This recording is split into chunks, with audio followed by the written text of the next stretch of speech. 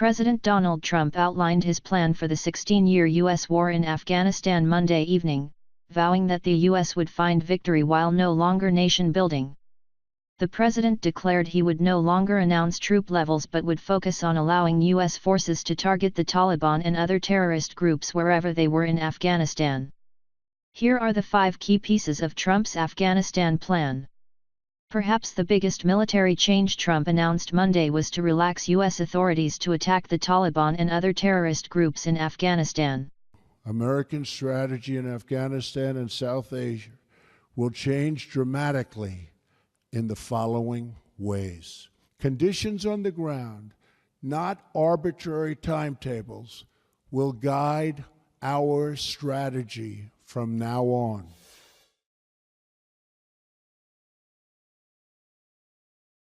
America's enemies must never know our plans or believe they can wait us out. I will not say when we are going to attack, but attack we will.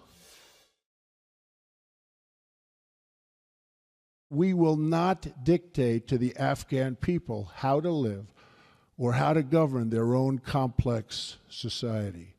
We are not nation building again. We are killing terrorists. We have been paying Pakistan billions and billions of dollars. At the same time, they are housing the very terrorists that we are fighting. But that will have to change. India makes billions of dollars in trade with the United States, and we want them to help us more with Afghanistan, especially in the area of economic assistance and development. Micromanagement from Washington, D.C. does not win battles. They are won in the field, drawing upon the judgment and expertise of wartime commanders and frontline soldiers, acting in real time with real authority and with a clear mission to defeat the enemy.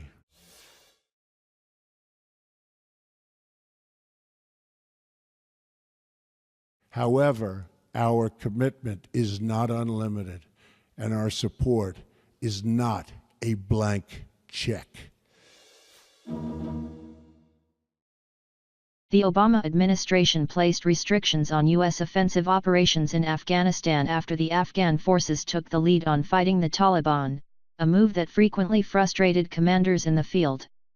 Micromanagement from Washington, D.C., does not win battles, Trump said. He added that he would give military commanders the authority to act in real time and expand the authorities for U.S. armed forces to target terrorists and criminal networks in Afghanistan. These killers need to know they have nowhere to hide, that no place is beyond the reach of American might and American arms, Trump said. Retribution will be fast and powerful. The end goal of Trump's plan in Afghanistan was to bring the Taliban to the negotiating table to find a political solution to the Afghan war. The goal was the same as that of President Barack Obama, but Trump argued his plan has a key difference from that of his predecessor: no timelines on the withdrawal of U.S. troops. I've said it many times how counterproductive it is for the United States to announce the dates we intend to begin or end military operations, Trump said. His criticism is one that Republicans frequently raised during the Obama administration, as Obama withdrew troops down to the current level of approximately 8,400. While Trump talked about a political solution, he also expressed skepticism the Taliban would come to the negotiating table. Someday, after an effective military effort, perhaps it will be possible to have a political settlement that includes elements of the Taliban in Afghanistan, but nobody knows if or when that will ever happen, Trump said. We are not asking others to change their way of life, but to pursue common goals that allow our children to live better and safer lives.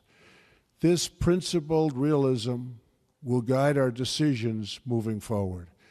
Military power alone will not bring peace to Afghanistan or stop the terrorist threat, arising in that country.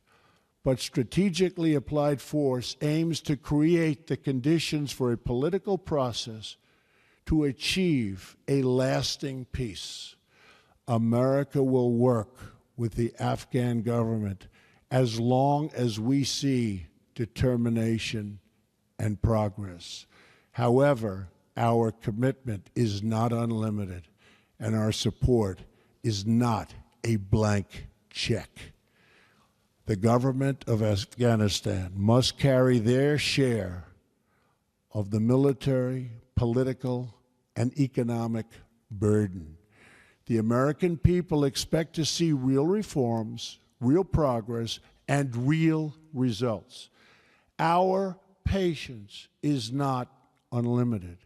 We will keep our eyes wide open in abiding by the oath I took on January 20th. I will remain steadfast in protecting American lives and American interests.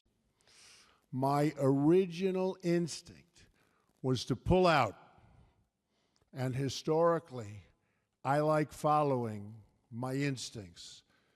But all my life, I've heard that decisions are much different when you sit behind the desk in the Oval Office. In other words, when you're President of the United States. So I studied Afghanistan in great detail and from every conceivable angle. After many meetings over many months, we held our final meeting last Friday at Camp David with my cabinet and generals to complete our strategy.